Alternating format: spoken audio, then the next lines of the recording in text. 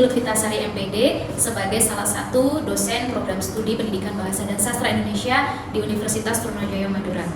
Bidang kepakaran saya adalah linguistik bahasa Indonesia, sehingga saya mengampu beberapa mata kuliah sebagai cabang dari linguistik, yakni linguistik umum, morfologi bahasa Indonesia, fonologi bahasa Indonesia, dan retorika. Pada kesempatan kali ini saya akan menjelaskan tentang salah satu mata kuliah yang saya ampu, yakni morfologi bahasa Indonesia sebagai mata kuliah wajib yang harus ditempuh oleh mahasiswa Prodi Pendidikan Bahasa dan Sastra Indonesia pada semester 3 dengan bobot SKS 3. Untuk mata kuliah ini memiliki manfaat yang sangat relevan untuk mahasiswa karena materi-materi yang dimuat dalam mata kuliah morfologi bahasa Indonesia dapat dijadikan sebagai jembatan wawasan untuk mahasiswa mengembangkan kapabilitas mereka dalam mengkritisi struktur-struktur morfologi yang digunakan sebagai struktur bahasa dalam konteks kehidupan sosial. Kemudian ada 7 sub CPMK yang ada dalam mata kuliah morfologi. Ini sub CPMK 1 yaitu mahasiswa dapat menunjukkan hasil pembuatan artikel ilmiah yang dapat dipertanggungjawabkan secara rasional melalui tanya jawab. Kemudian sub CPMK 2, mahasiswa mampu memerinci konsep dasar morfologi melalui presentasi kelompok. Kemudian sub CPMK 3, mahasiswa mampu memerinci proses morfologis bahasa Indonesia melalui presentasi kelompok. Kemudian sub CPMK 4, mahasiswa mampu menelaah faktor penyebab perubahan bentuk kata sebagai gejala bahasa melalui penugasan. Kemudian sub CPMK 5, mahasiswa mampu menelaah karakteristik kata berdasarkan jenis-jenis kata dalam bahasa Indonesia melalui presentasi kelompok. Kemudian sub CPMK 6, mahasiswa mampu mempertunjukkan argumentasi logis terhadap contoh morfem yang menyimpang dari kaidah morfofonemik bahasa Indonesia. Kemudian sub CPMK 7 sebagai sub CPMK terakhir, yakni mahasiswa mampu membuat artikel ilmiah tentang permasalahan morfologis bahasa Indonesia melalui penugasan. Kemudian penilaian mata kuliah ini terbagi atas 4. Yang pertama, penilaian dari tugas proyek sebesar 40%, kemudian penilaian studi kasus sebesar 25%, kemudian penilaian dari tes tulis 10%, dan penilaian dari segi keaktifan 25%. Keaktifan ini dilihat dari keaktifan saat mahasiswa melaksanakan tanya jawab dan keaktifan mereka dalam aktivitas presentasi kelompok di kelas. Kemudian metode yang digunakan dalam mata kuliah ini yakni metode PBL, Project Based Learning, kemudian Problem Based Learning, dan diskusi kelompok. Berikut cuplikan dari pembelajaran mata kuliah morfologi bahasa Indonesia yang dapat disaksikan.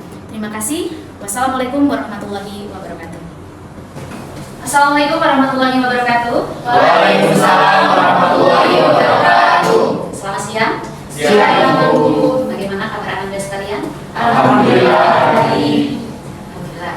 Sebelum memulai mata kuliah morfologi bahasa Indonesia, alangkah baiknya kita berdoa menurut kepercayaan kita masing-masing. Berdoa di dalam hati, mulai.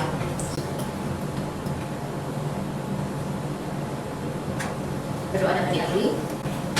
Baik, sesuai dengan yang ada dalam RPS yang sudah saya sampaikan ketika kita bertatap muka pertama kali pada mata kuliah morfologi bahasa Indonesia, bahwasanya untuk materi proses morfologi bahasa Indonesia ini ada pada JPMK 3, ya, pada pertemuan ketiga. Namun materi proses morfologi bahasa Indonesia ini masih berkaitan dengan materi yang telah kita bahas pada pertemuan sebelumnya, yaitu materi tentang klasifikasi morfem. Ternyata morfem itu sebagai salah satu bahan baku pembentuk kata, dan kata dalam kajian morfologis itu memiliki proses pembentukan yang dinamakan sebagai proses morfologis kata bahasa Indonesia. Itulah yang akan kita bahas pada pertemuan kali ini, gitu ya. Oke, ada beberapa konsep yang perlu Ananda ketahui berkaitan dengan materi yang kita bahas pada hari ini, tentunya tentang proses morfologis kata bahasa Indonesia. Yang pertama yang perlu Ananda tahu adalah tentang aspek definisi. Definisi dari proses morfologis itu apa sih? Gitu ya. Kemudian konsep tentang kata monomorfemis dan polimorfemis. Kemudian konsep tentang proses gramatikal, suatu bentukan. Kemudian ciri kata yang mengalami proses morfologis. Kemudian yang terakhir, macam-macam proses morfologis kata bahasa Indonesia. Kita bahas satu persatu ya. Yang pertama tentang definisi. Yang pertama, tentang definisi dari proses morfologis. Kita harus tahu dulu pengetahuan pengantar tentang apa sih proses morfologis itu ya. Dapat kita pahami bahwasanya proses morfologis itu adalah proses pembentukan kata dengan cara menggabungkan satu morfem dengan morfem yang lain.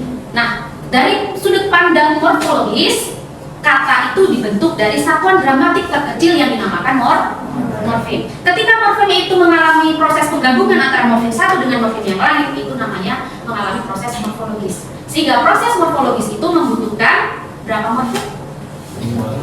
Minimal 2 morfem. Kemudian bagaimana tuh kalau morfem itu tidak mengalami proses penggabungan? Ia tidak masuk dalam kriteria proses morfologis. Paham ya? Nah, itu bedanya, sehingga kata itu bisa melewati proses morfologis, bisa tidak. Ya, yang kita bahas saat ini adalah kata yang pembentukannya mengalami proses morfologis. Sudah paham ya Anda tentang konsep apa itu proses morfologis? Paham? Oke, kita lanjutkan pada konsep yang kedua, yaitu tentang kata monomorfemis dan kata polimorfemis. Monomorfemis itu apa, Bu? Kenapa ini dikaitkan dengan proses morfologis? Monomorfemis kata yang terdiri atas satu morfem. Sedangkan polimorfemis kata yang terdiri atas lebih dari satu morfem.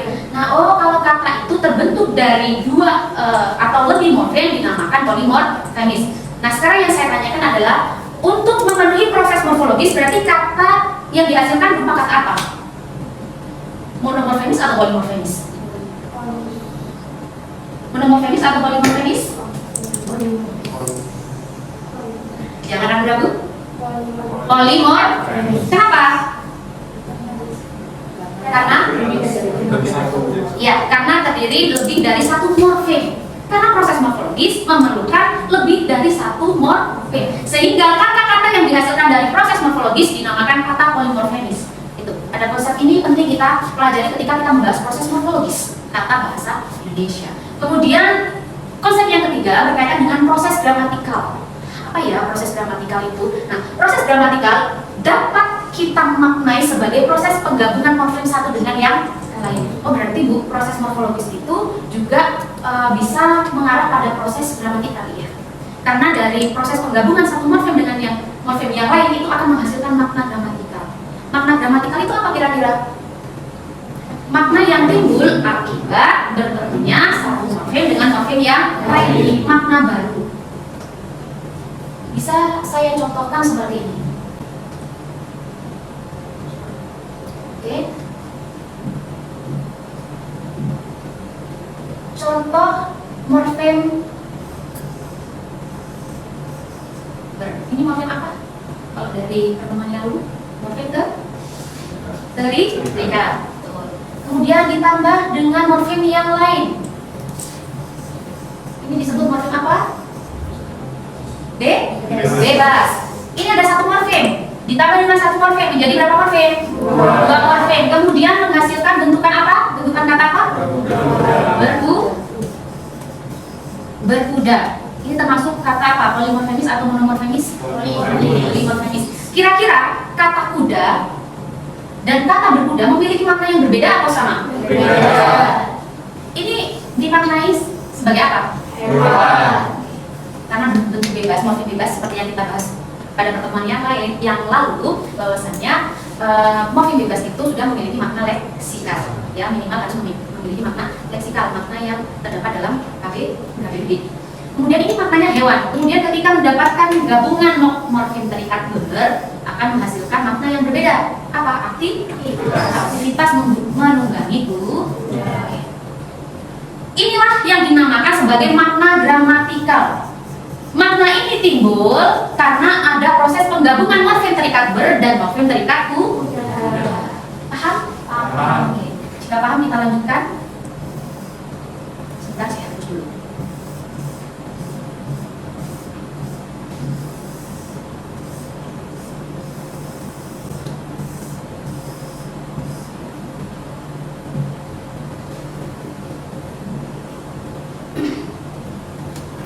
Selanjutnya yaitu ciri kata yang mengalami proses morfologis. Ingat, tidak semua kata itu mengalami proses morfologis. Hanya kata-kata yang termasuk polimorfemis yang mengalami proses morfologis. Sehingga ciri kata yang mengalami proses morfologis dinamakan sebagai kata yang tergolong polimorfemis karena terbentuk lebih dari satu morfem. Kemudian yang kedua adalah mempunyai makna gramatis atau makna gramatikal, makna yang ditimbulkan, makna baru yang ditimbulkan akibat bertemunya morfem satu dengan morfem yang lain. Paham?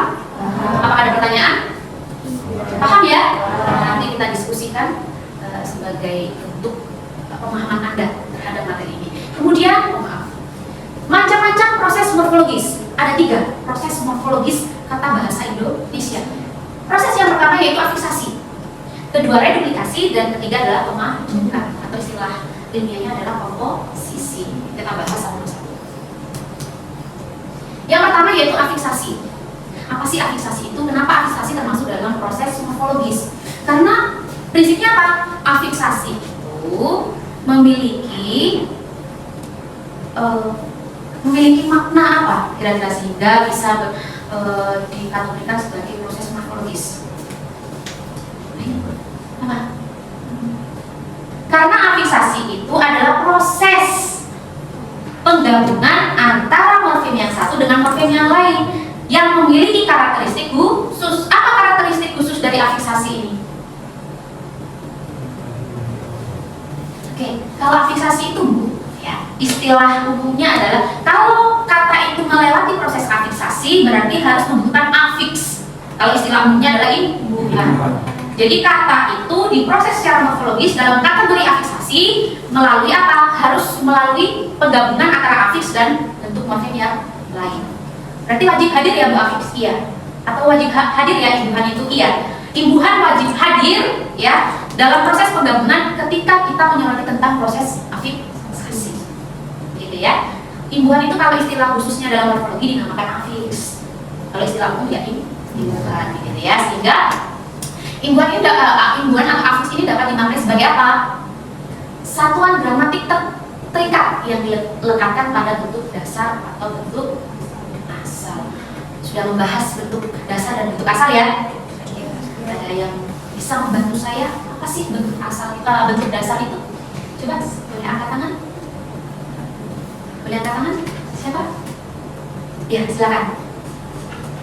Satuan gramatika dalam kajian morfologi yang menjadi lebih dari satu morfem sehingga lebih besar daripada bentuk asalnya. Oke, bagus. Berarti bentuk dasar itu kata yang cara pembentukannya itu memerlukan lebih dari satu morfem ya. Apakah bisa tuh kata itu masih ditambah dengan afiks? Bisa saja. Saya contohkan seperti ini.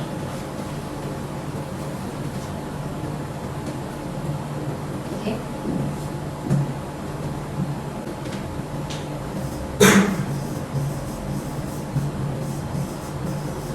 Kata keadilan ini bisa dikategorikan sebagai bentuk dasar. Ini sudah kita singgung ya pekan lalu sedikit-sedikit tentang bentuk dasar. Keadilan ini berasal dari morfem bebas apa? Adil.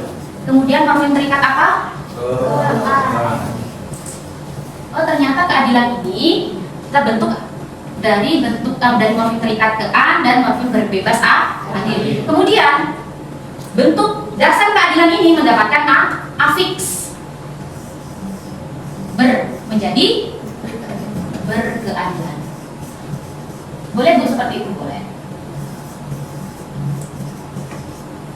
Gitu ya, paham ya? Benar yang dikatakan Mbak Rani ya? Oke, bagus sekali. Masih ingat. Kemudian selanjutnya bentuk bentuk asal ya. Kalau tadi bentuk dasar, sekarang bentuk asal. Bagaimana Mbak Failani? Masih?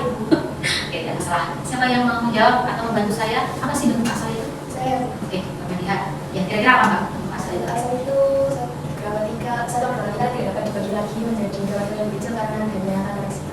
Oke, berarti morfem yang membentuk kata itu sama atau dua Mbak?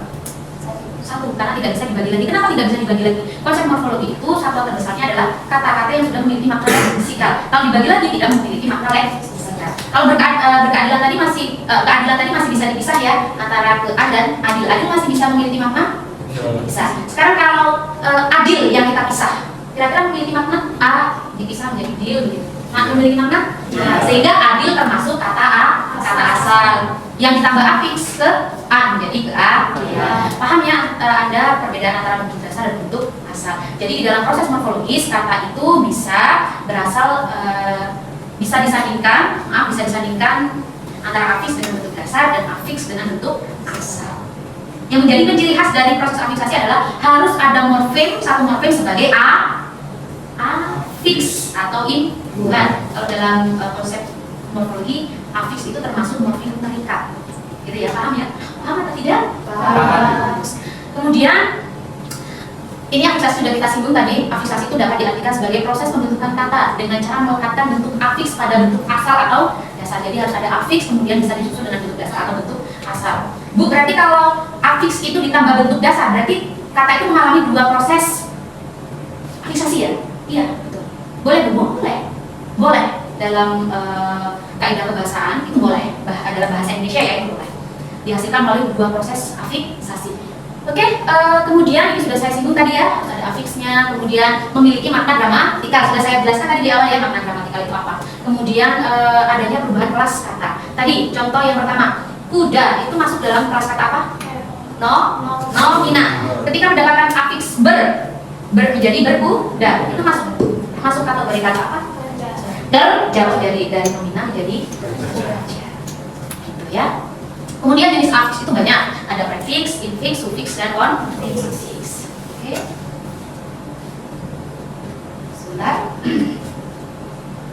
Oke, kita bahas yang pertama tentang prefiks ya. Prefiks itu apa sih Bu? Proses pembentukan kata dengan meletakkan afiks di depan bentuk dasar atau bentuk asal. Jadi afiksnya ada di depan, itu namanya prefiks ya. Nanti bisa Anda pelajari di buku pegangan yang sudah saya berikan kepada Anda. Kemudian yang kedua adalah infiks. Infiks itu apa?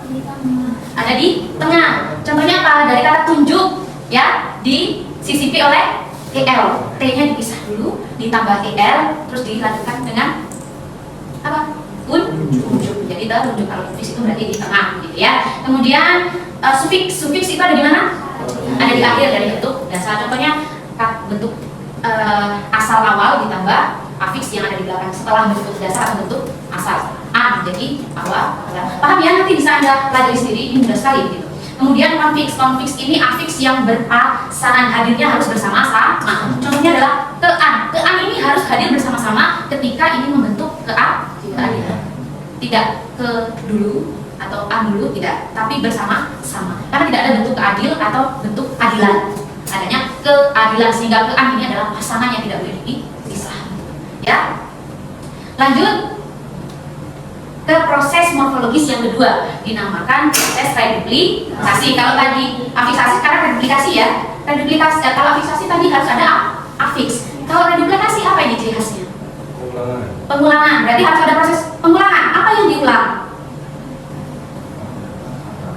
Bentuk dasar atau bentuk asal boleh, begitu ya. Jadi kalau kata yang dibentuk dari proses ini harus diulang. Apa yang diulang? Boleh bentuk dasarnya, harus bentuk dasarnya, maaf. Bisa diulang secara penuh, bisa sebagian. Ya, kalau tadi afiks itu harus ada bahan baku berupa afiks, kalau sekarang harus pengulangan, harus diulang harus diulang gitu ya. Oke, sehingga bisa dimaknai sebagai proses pembentukan kata dengan mengulang bentuk dasar baik seluruh maupun sebagian. Contohnya apa? Mobil, bisa tidak diulang? Bisa. Mobil. Nah, itu bisa. Mobil itu bisa masuk dalam proses reduplikasi karena mengulang kata mobil. Ya, diulang jadi mobil. Ya, ini ciri katanya ya. Tetap harus polimorfemis. Afiks harus polimorfemis, reduplikasi harus polimorfemis, harus terdiri lebih dari satu morfem. Gitu ya. Morfem ulang itu tadi. Kemudian mempunyai bentuk dasar. Setiap kata yang diulang itu harus memiliki bentuk dasar. Oke, mobil itu memiliki bentuk dasar ya. Apa bentuk dasarnya? Bentuk dasarnya gitu ya. Oke, ini kata reduplikasi itu bisa ada macam-macamnya banyak. Ada kata ulang putus, bagian rimbuhan dan perubahan. Ini nanti yang akan menjadi dasar Anda untuk mengerjakan studi kasus di lapangan ya. Nanti bisa dibaca sendiri. Kemudian yang terakhir proses komposisi atau pemajemukan ya. Ini disebut sebagai apa? Kalau tadi yang afiksasi harus ada afiks, yang kedua reduplikasi harus ada pengulangan. Kalau yang ini apa? Ya, yang digabung harus bentuk dasar dengan bentuk dasar atau asal. Berarti tidak boleh menggunakan morfem harus morfem bebas dan morfem bebas. Dan ketika digabungkan itu memiliki kesatuan makna baru yang tidak terikat makna leksikal antara satu dengan yang lain. Contoh, rumah sakit. Rumah digabung dengan sakit. Rumah itu sudah memiliki makna? Sakit sudah memiliki makna? Kalau digabung menjadi rumah sakit, berarti rumahnya sakit? Tidak. Memiliki makna yang baru?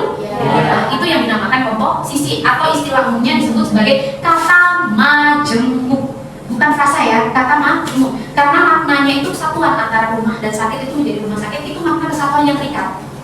Tidak boleh bisa. Ya kalau rumah bertemu sakit, namanya rumah sakit, maknanya berbeda, bukan rumah yang sakit. Itu namanya proses pemajemukan atau komposisi. Itu juga banyak jenis komposisinya ya, dari hubungan gramatikal, dari hubungan semantis, makna, kemudian dari jumlah bentukan. Ada 2 bentuk dasar minimal ya, lebih dari 2 juga ada. Nanti silakan Anda baca sendiri di sini. Oke, apakah ada pertanyaan dari penjelasan saya? Tidak ada? Ya? Berarti setiap satuan kata itu terbentuk dari kata dasar dan kata asal gitu ya? Betul. Jadi setiap kata yang terlahir ya, atau kata yang dalam bahasa Indonesia gitu ya, kata bahasa Indonesia itu memang bahan bakunya adalah bentuk dasar atau kalau tidak bentuk asal. Gitu. Kalau bentuk dasar berarti kata itu sudah melalui proses morfologis. Tapi kalau kata itu kata asal berarti bukan tidak termasuk mengalami proses morfologis bebas. Tapi tetap nanti dikaji dalam kajian morfologi sebagai morfem bebas. Gitu ya. Oke, begitu Mas, paham? Oke, selanjutnya ada bahan diskusi. Ini diskusi sederhana saja, nanti dibagi menjadi 3 karena ada kelompok 3. Nanti ada menganalisis ini. Analisis ini sesuai dengan materi yang telah saya sampaikan tadi. Ya, silakan bisa membentuk 3 kelompok.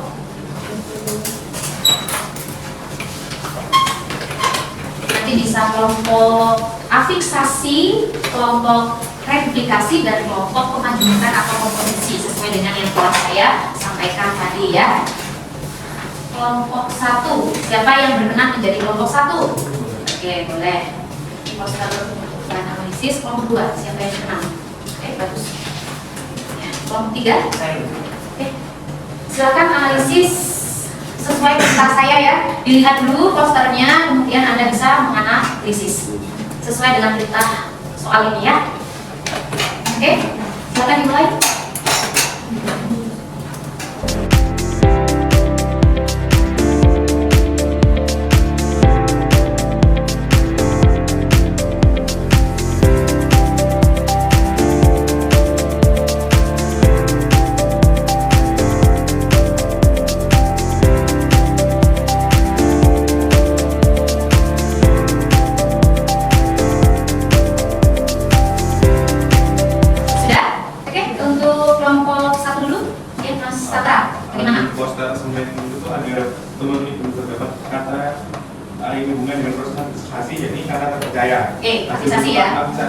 Sebab ada penggabungan afixter sebagai morfem terikat dan percaya sebagai morfem bebas. Namun pada poster 1 ini terjadi penyimpangan hasil bentukan terpercaya karena penggabungan morfem ter dan percaya menghasilkan kata terpercaya bukan terpercaya.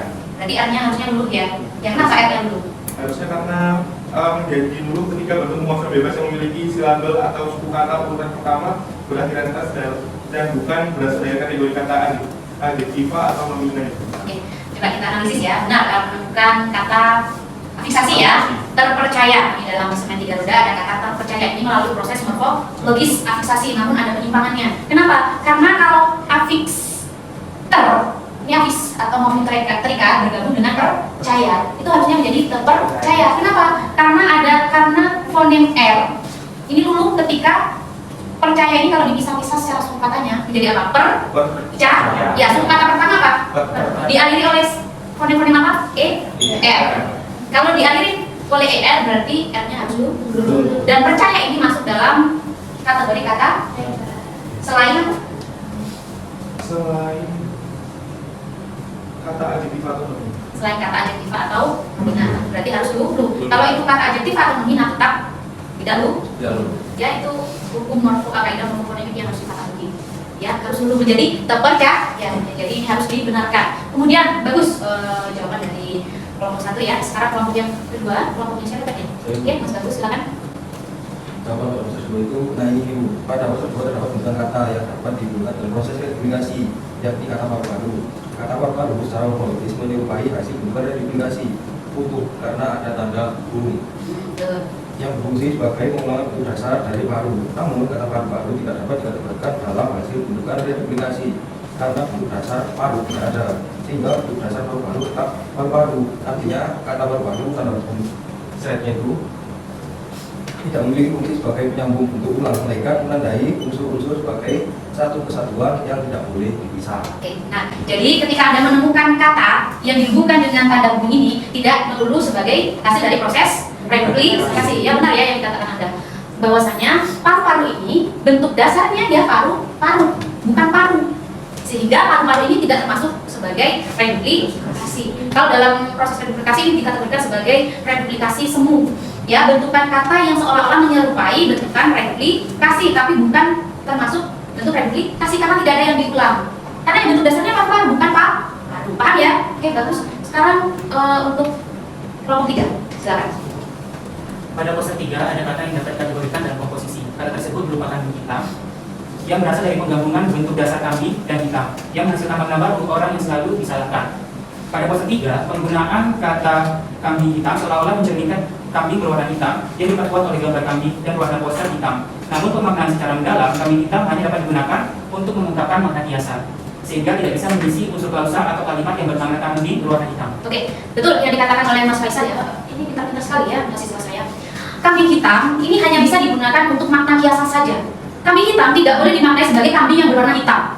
Tapi kambing hitam itu adalah orang yang selalu disalahkan dalam suatu persoalan gitu ya. Sehingga kalau Anda mengatakan bahwasanya saya ingin membeli kambing hitam itu tidak boleh, itu salah. Ya, jadi yang benar adalah saya ingin membeli kambing yang berwarna hitam. Nah, itu tadilah contoh diskusi kecil kami dan diskusi kecil kita ya tentang replikasi, afiksasi dan komposisi. Yang itu ternyata kita temui dalam konteks komersial, khususnya dalam iklan ya, iklan atau dalam hal ini bisa menjadi poster. Ternyata ada teman-teman publik yang berhubungan dengan hasil atau proses morfologi. Oke, demikian ini ya materi kita karena sudah berdiskusi. Saya harap Anda nanti bisa mengerjakan ini studi kasus dari saya tentang penyimpangan kaidah morfologi. Silakan nanti membentuk kelompok ya, menyoroti proses afiksasi yang menyimpang. Di mana tuh kita bisa menyoroti afiksasi yang menyimpang? Ya di tempat umum. Silakan saja. Tadi sudah saya contohkan 3 poster ya. Sekarang giliran Anda yang mencontohkan kepada saya poster-poster mana yang mengalami penyimpangan morfologi. Entah itu dari segi khususnya dari segi afiksasi. Saya batasi dari segi afiksasi. Kalau kita tadi berbicara tentang replikasi, afiksasi dan komposisi, kalau kali ini tugas Anda di lapangan adalah menganalisis pada penyimpangan afiksasi yang menyimpang dari kaidah morfologi gitu ya. Apakah ada pertanyaan? Tidak ada? Oke, saya pikir cukup penjelasan kali ini. Yang penting ketika Anda mempelajari ini, Anda tahu bagaimana cara memproduksi kata yang dikaji secara morfologis. Ya, kata itu bisa berasal dari proses morfologis, afiksasi, replikasi, dan komposisi. Tapi Anda juga harus tahu cara menggunakan 3 proses ini sehingga kata itu masih sesuai dengan kaidah kebahasaan, tidak boleh menyimpang. Tadi sudah ada temukan ada yang menyimpang ya. Nah, kalau sudah memahami ini, Anda tidak boleh menghasilkan kata-kata yang menyimpang dari 3 proses tersebut. Oke, demikian yang dapat saya sampaikan. Kurang lebihnya saya mohon maaf. Semoga bermanfaat untuk Anda dan Anda menjadi orang yang selalu sehat begitu ya. Dan